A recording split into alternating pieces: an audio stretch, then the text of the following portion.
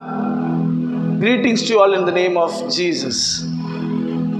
Every 2nd November, we celebrate All Souls Day. Many people pray for the dead. Many people do many rituals. But what does the Bible say regarding that? What happens to the people who leaves this earth and dies? Many questions arise among the people of the world. Before we discuss about that in the light of the Word of God, let me sing a Tamil song and then we'll meditate the Word of God regarding the dead people.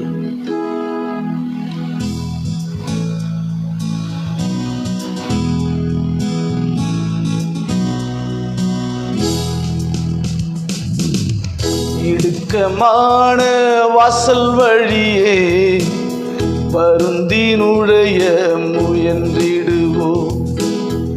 இடுக்கமான வாசல் வழியே வருந்தினுடைய முயன்றிடுவோ. சிலுவை சுமந்து இயேசுவின் பின் சிரித்த முகமாய் சென்றிடுவோ. சிலுவை சுமந்து இயேசுவின் பின் சிரித்த முகமாய் சென்றிடுவோ. இடுக்கமான வாசல் வழியே வருந்தி நுழைய முயன்றிடுவோ.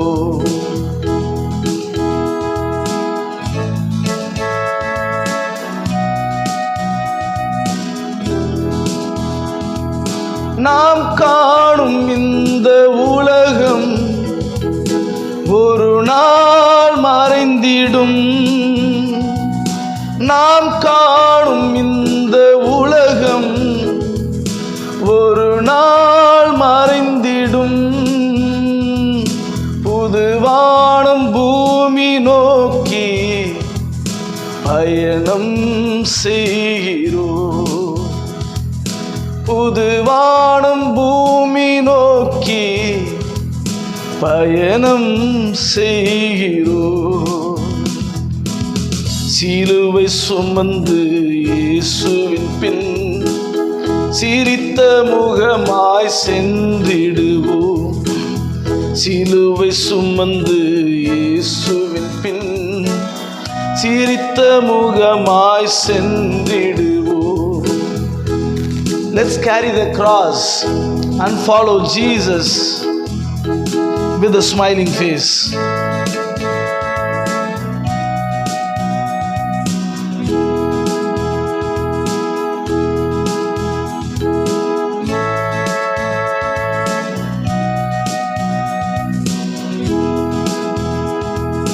வாழ்வுக்கு செல்லும் பாதை இடுக்கமானது.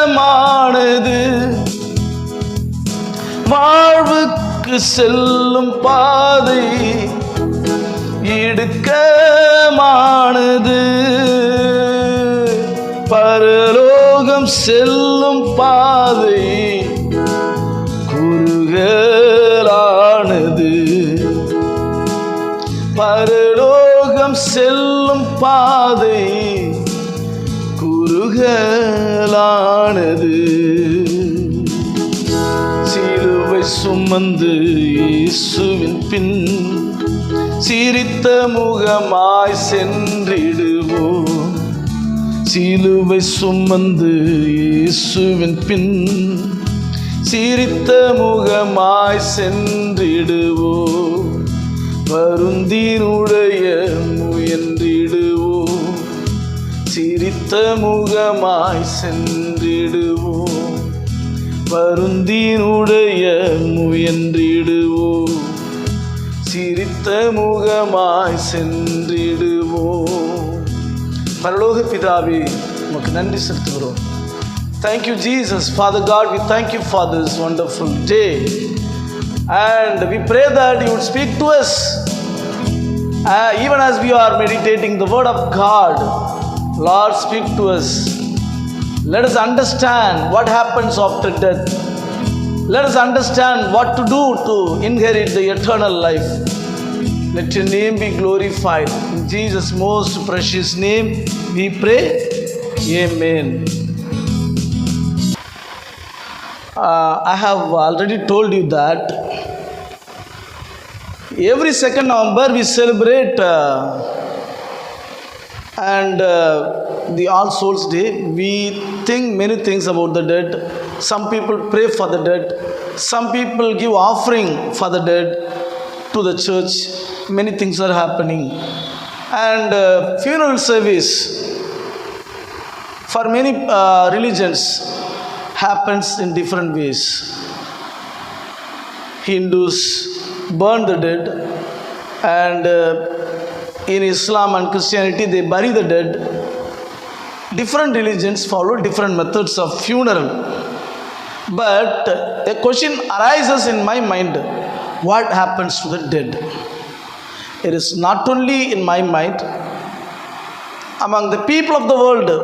Why all the people of the world have this question: what happens to the dead? There arises many questions like this: where does the dead souls go? Is there any heaven or hell? Who will go to heaven and who will go to hell? Or is there any intermediate place called purgatory to punish the sinners? Or is it possible for us to pray for the people who are in the intermediate place so that they would go to heaven? Or can we perform any ritual for the dead so that they will go to heaven? Or can we pray for them? Or can we give more offering to the church so that they would pray for the dead and they will reach the heaven? What is their destination? Many questions arises like this. And at this time, I remember former President of USA, his quotation, Miss Ronald Reagan. He says, within the covers of the Bible are the answers for all the problems men face. Within the covers of the Bible are the answers for all the problems men face. Let me change this quotation a little bit. Within the covers of the Bible are the answers for all questions arises in the minds of the people. Yes, the only book answers for all your questions is the Holy Bible. Hallelujah. Okay, let's come to the point. What happens to the dead? Where does the dead soul go? When we ask this question, I just want to divide the people into two groups spiritually. There are many groups are there in this world, many divisions among the people. The world has made many divisions in the name of religion, in the name of caste, in the name of creed, and etc. etc. Many divisions are there amongst the people. They have divided the people into many groups. But let me divide the people into two groups spiritually. Number one, believers. Number two, unbelievers. Believers. Who are believers? People who know the true God and accept His salvation are believers. People who do not know the true God and didn't receive Him and didn't receive His salvation, they are called unbelievers. According to the Holy Bible, there is heaven and there is hell. Jesus talks about heaven and hell. And in their concept, believers inherit eternal life. Believers go to heaven to the presence of the Lord. Unbelievers go to the Hades, waiting for the judgment. That's what the Bible says regarding the dead. Okay. Now another question is there any intermediate place called purgatory, so that they would go for further purification or final purification and then they will go to heaven? Is this correct? Is this correct or wrong? If you ask this question, I don't want to answer this question on my own, but I just want to answer for this question based on the Word of God.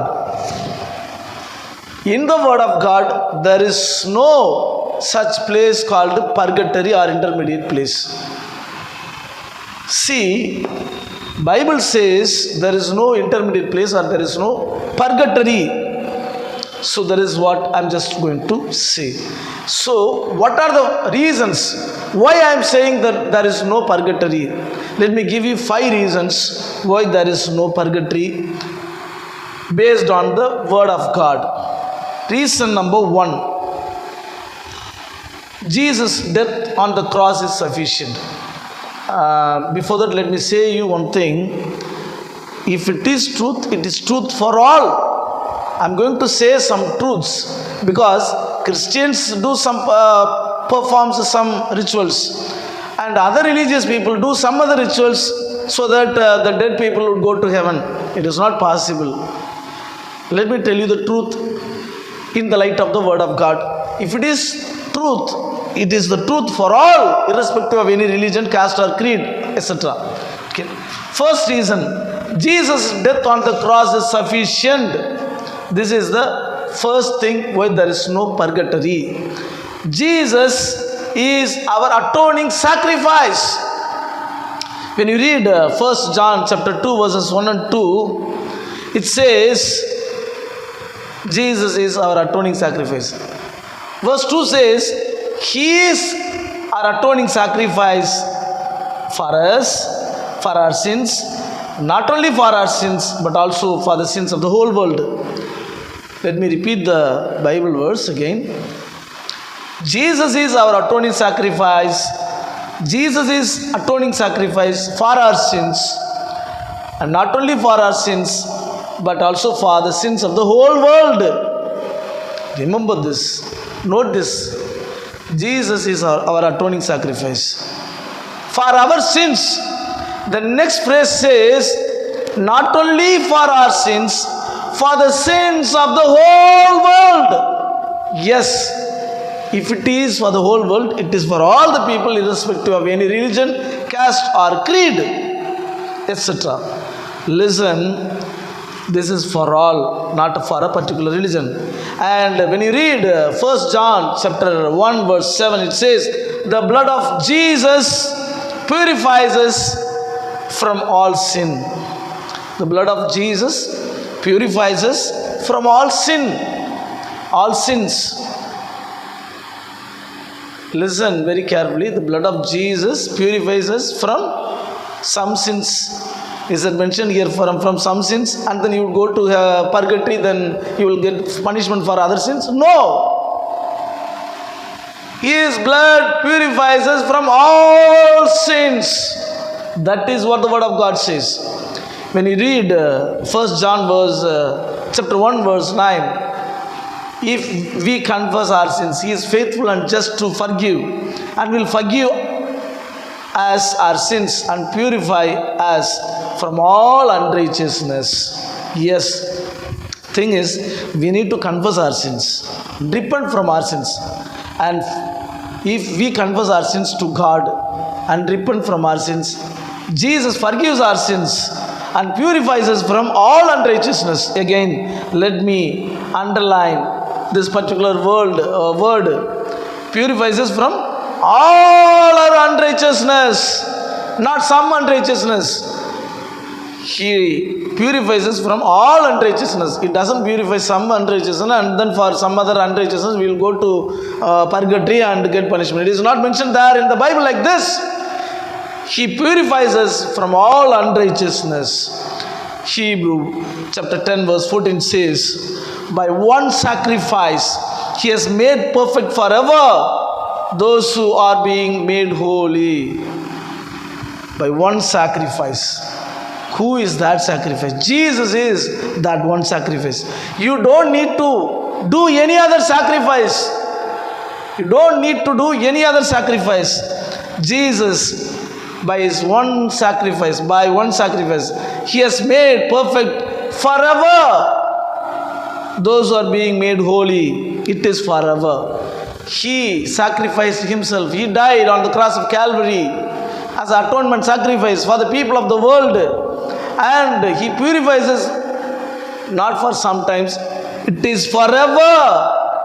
He purifies us forever. And Hebrew 1:3 says, He provided us purification of sins. He provided us purification of sins. And let me read a Bible verse from 1 Peter chapter 2 verse 24. Here we see He Himself bore our sins in His body on the cross, so that we might die to sins and live for righteousness. By His wounds we are healed. It's very, very clear. It's very clear. He Himself bore our sins in His body on the cross, so that we might die to sins and live for righteousness. By His wounds we are healed. Yes, Jesus bore our sins in His body on the cross. And when we believe that we died to sins and we live for righteousness, and by His wounds we are healed. This is what the Word of God says. Therefore, Jesus' death on the cross is sufficient. And if you say an intermediate place called purgatory, you mean Jesus' death on the cross is insufficient. And if you are saying Jesus' death on the cross is insufficient, then you are blaspheming God. So be careful. Jesus is our purgatory. He atoned for us. He made Himself as an atoning sacrifice for us. His sacrifice is sufficient for us. Reason number 2 why there is no purgatory. Reason number 2, Jesus' teaching is not men's teaching. His teaching is entirely different. Let me say the reason number 2. Judah Maccabi was not alive to hear Jesus' teaching. Judah Maccabi was not alive to hear Jesus' teaching. Why I am mentioning Judah Maccabi? He is the person who has mentioned about praying for the dead, giving offering for the dead. It is mentioned in his book, but it doesn't belong to Bible. Some people say it includes the Bible. It doesn't include the Bible for many reasons. Okay, many other religious people also follow some kind of rituals for the dead. I think it may come from this kind of false ideas. But listen carefully. Let me say some important points for your kind attention. Judah Maccabi was not alive to listen or to learn that Jesus died on the cross for the sins of the whole world. Judah Maccabi was not alive to hear Jesus' teaching. He didn't learn that Jesus died on the cross for our sins. That's the problem. When he wrote his book, when he lived in 200 BC. He lived before Christ 200 BC. That means he had no chance to hear the teachings of the Lord. Jesus died on the cross, supersedes Old Testament teachings. You and I know the law that Jesus' atonement on the cross for our sins, not only for our sins, it is for the sins of the whole world. We know that. And Judah Maccabi didn't know it. If anybody tries to use a second Maccabi to justify purgatory, they need to read the New Testament carefully, and they will understand that Jesus is the ultimate sacrifice. So, Judah Maccabi was not alive to hear Jesus' teaching, so purgatory is not there. There is no intermediate place for the people who dies. Reason number 3, you can't work your own way into heaven. You can't work your own way to heaven. Remember one thing, early church didn't follow the teachings about purgatory. In the early church, there is no doctrine about purgatory. There is no such doctrine. Then when this doctrine came into this world, it came to this world only AD 1400. That means this false doctrine entered into the world only 1400 years after the death and resurrection of Jesus Christ. Yes, so this is based on some false teachings. And those who are preaching about purgatory or intermediate place, they do it because of their ignorance, or they do it because of their selfish ambition. Some people want to earn money by the people who dead. Kindly don't follow these kind of false doctrines. You can't work your own way into heaven, because your works are filthy and rags. Your works not insufficient. Only Jesus' death on the cross is sufficient. For example, let me give you some of the Bible verses. Isaiah chapter 64 verse 6 says, chapter 64 verse 6 says, all of us have become like one who is unclean, and all our righteous acts like filthy rags. All our righteousness are like filthy rags. That means there is no righteousness for us. We didn't become righteous on our own. The Bible clearly says that we are made righteous. It is given in the passive voice. We didn't become righteous on our own. We are made righteous. And when you read Ephesians chapter 2 verses 8 and 9, it says, for it is by grace you have been saved through faith, and this is not from yourselves, it is the gift of God, not by works, so that no one can boast. See, this Bible verse is very clear.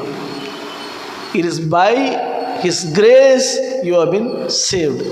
It is by His grace you have been saved through faith in Jesus Christ. And this is not yourselves. This is not from yourselves. This is not from yourselves. Keep that in mind. This is not from yourself. Your salvation is not from yourselves. It is not because of your works, not by works, so that no one can boast. Nobody can boast in this world that I have God saved because of my righteousness, because of my works. Yes, you can't work your own way for your salvation to heaven. Romans 11:6 says, and by grace, then can't be based on works.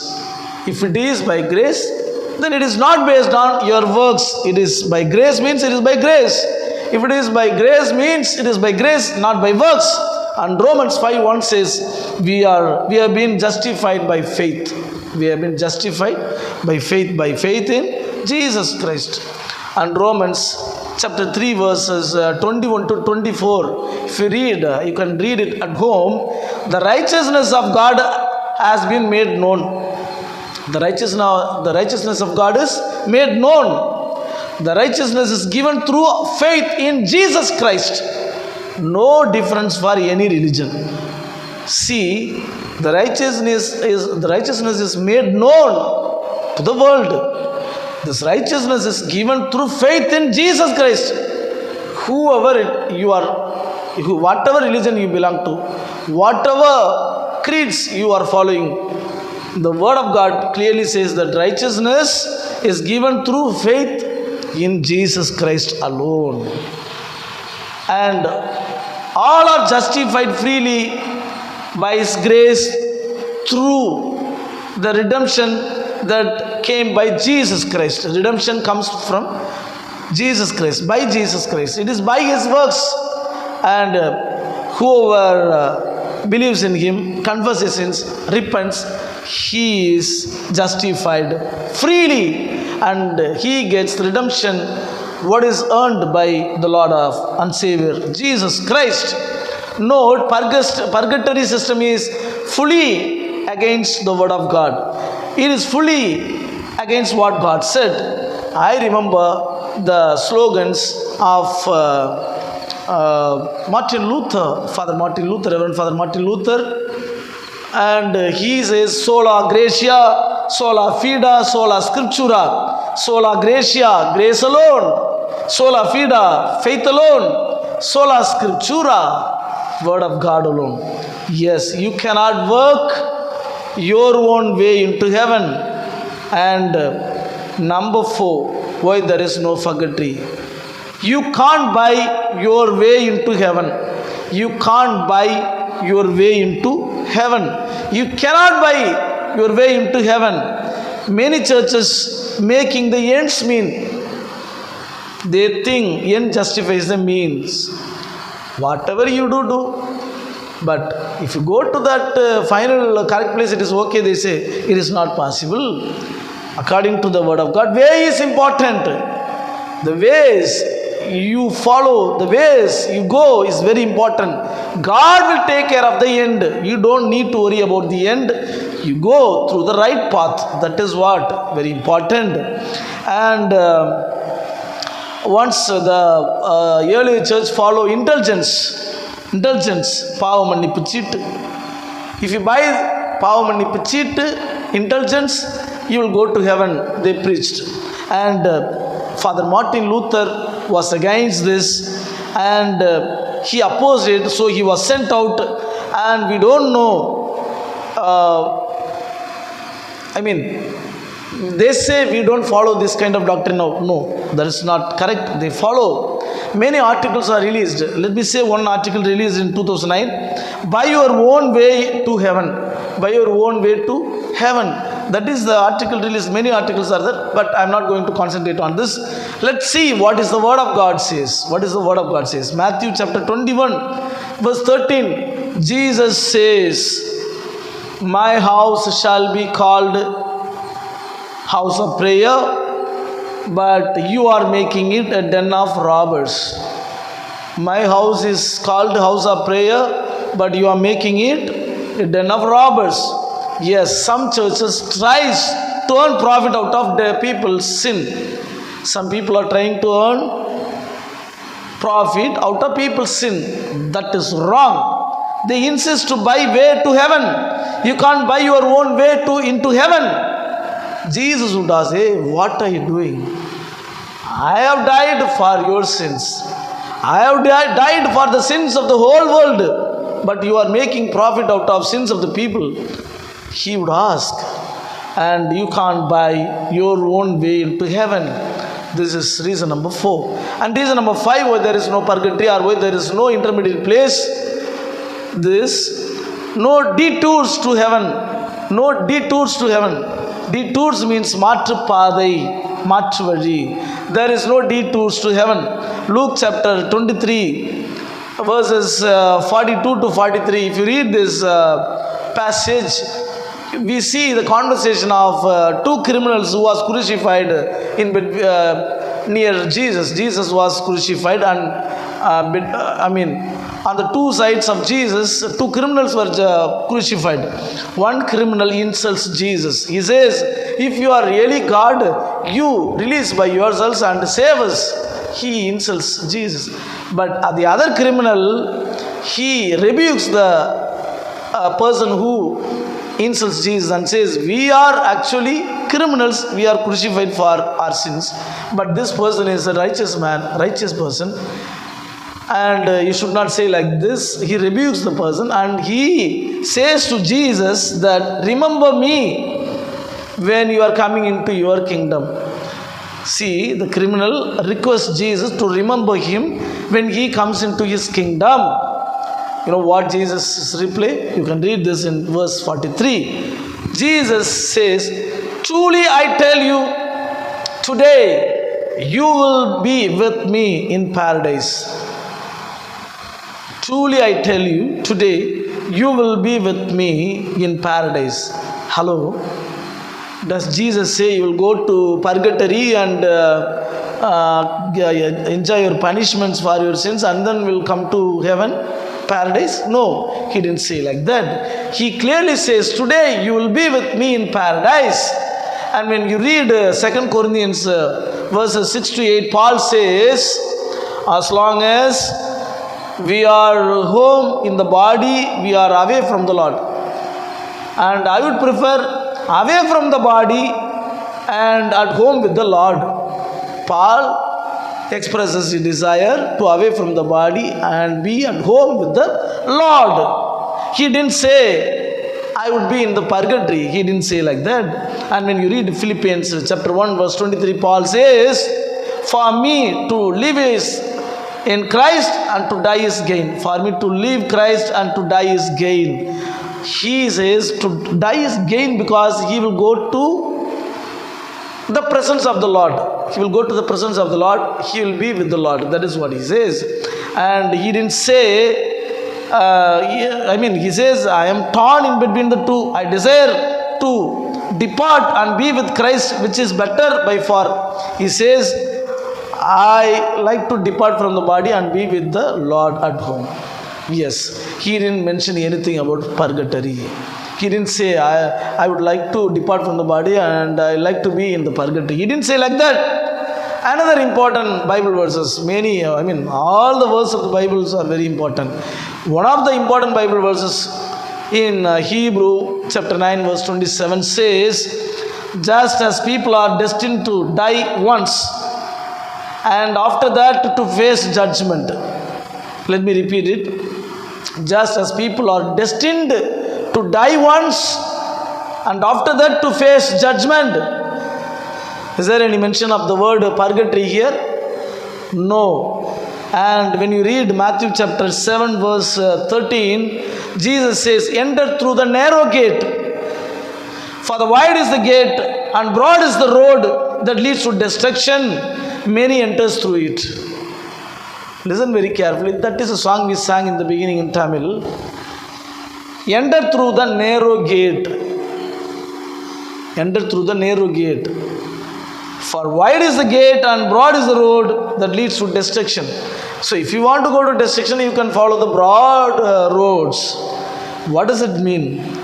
Enter through the narrow gate means you cannot create your own ways. Jesus said, I am the way.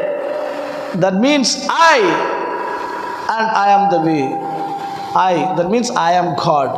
And I am the way. To reach me, I am the only way, he clearly says. You can't follow many ways and then come to here, to Jesus. It is very clearly mentioned here. Don't make your own way to heaven. No detours to heaven. And these are the 5 reasons why there is no intermediate place. Why there is no purgatory. So you can't pray for the dead. You can't make any rituals for the dead. And you can just remember them and thank for their goodness when they lived with you. Dear people of God, there is an eternal life. Where are you going to spend your eternal life? Whether in heaven or in hell. The choice is in your hand. Why I am saying the choice in your hand? Because you have to decide. You have to make a decision. God is not going to compel you. Believers who are believers, who believe that Jesus is true God, and repent from their sins and get salvation from Jesus Christ are believers, they would go to heaven, no doubt. And unbelievers who do not believe that Jesus is true God and didn't accept his salvation, then they go to hell. Wait for they judged. They are judged. This is what the word of God says. No purgatory. You can't send anybody to heaven by offering prayer for them. You can't make any people who are dead by offering sacrifice for them. And you can't make any rituals for the dead to send them to heaven. Then what is possible? The only thing is the blood of Jesus Christ is the only cleansing agent to sin. Let me repeat it. The blood of Jesus Christ is the only agent, cleansing agent to sin. The doctrine of purgatory is against Jesus' glory and honor. The doctrine of purgatory is against Jesus' glory and honor. This false doctrine blinds the glorious gospel of Jesus. So the false doctrine blinds the glorious gospel of Jesus. One of Satan's lies, one of Satan's many lies, which keeps his captives from knowing and trusting the sufficiency of Jesus Christ. It is also lie of Satan. Why he makes these people to believe this lie? Because they want to keep them under his captives and not allowing to know and trust the sufficiency of Jesus Christ. Why I am saying all these things? Because people in this world are living in as they wish, involving in all sins, following the way of hedonism, philosophy of hedonism. Whatever you do. After death, some pastors will pray, come and pray for me. Some pastors fathers will come pray for me, then they will send me to heaven. That is what they think. It is not possible. While you are living in this earth, you know who is true God. You know that Jesus is true God. Repent from all your sins. Confess your sins and repent from all your sins. Receive the salvation of Jesus Christ. Commit yourselves to Jesus Christ. Receive the eternal life. May God bless you. Let's pray. Father God, we thank you for this wonderful message you have given us. Thank you for talking to us. Lord, we pray that the people who are watching and hearing this message will be blessed. Let them understand that Jesus is true God. Let them understand and receive the salvation the Lord gives. Thank you, Jesus. Thank you, Master. Thank you, Jesus. Hallelujah, hallelujah, hallelujah. Thank you, Jesus. Let all the people be blessed in the name of Jesus. Let them come to know the truth that Jesus is true Lord. And let them accept you fully. Let them understand that there is no other way. Nobody can send me to the heaven after my death. Let them understand that. Let them come to you and repent from all their sins and believe the glorious gospel you have given us. Thank you, Jesus. Thank you, Jesus. Thank you, Jesus. Let them know the truth, and let the truth set them free. We give you all glory and honor and power and praise to you. In Jesus' most precious name we pray. Amen. God bless you.